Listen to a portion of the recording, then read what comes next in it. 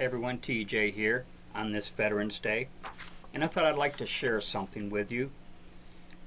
In December of 1986, I was at Fort Sill, training to become a forward observer for the Field Artillery. On one occasion, I would go to the PX just to do some shopping and look around. PX stands for Post Exchange. Around the PX, they would have smaller shops and novelty stores, and so as I'm kind of going from one to the other, I enter into one novelty shop of sorts, and on the wall is a boatload of plaques hanging on the wall. And one of the plaques had a very interesting engraving on it.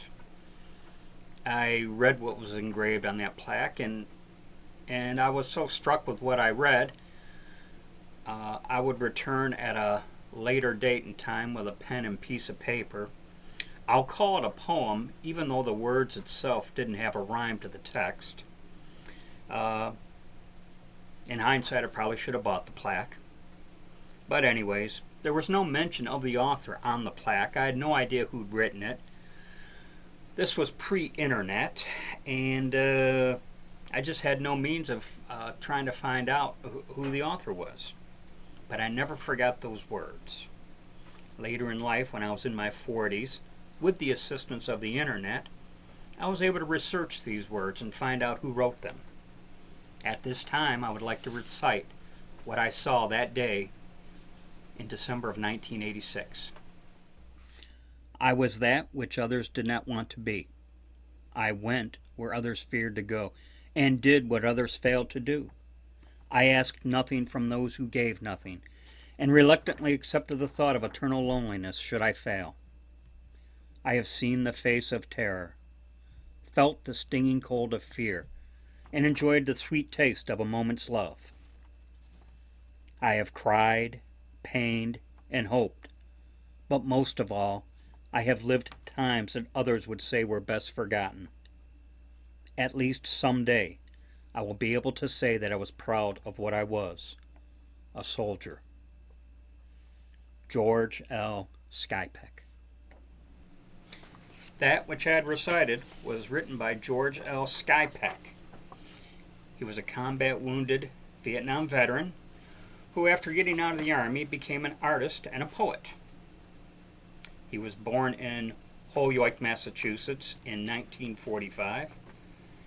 From 1963 to 1965, he attended University of Massachusetts and then joined the United States Army as an enlisted man and became a door gunner and crew chief.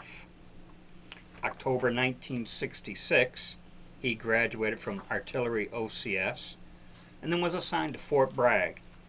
He trained in Vietnamese, did 2 tours in Vietnam as a Special Forces advisor.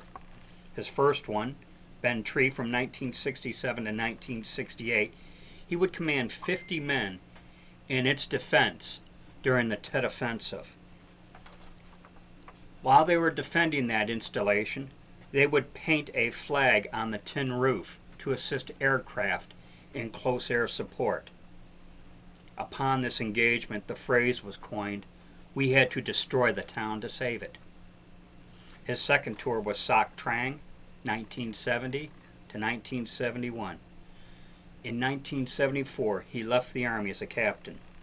He has multiple awards, which would include Combat Infantryman's Badge, Army Aviation Wings, 2 Bronze Stars, and a Purple Heart.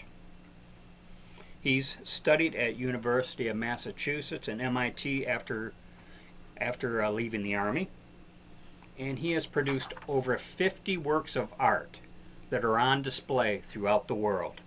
Some of the locations would include the Pentagon, House of Representatives, NATO headquarters in Belgium, France, South Korea, Australia, Germany, Canada, England, Air Force Academy, Naval Academy, West Point.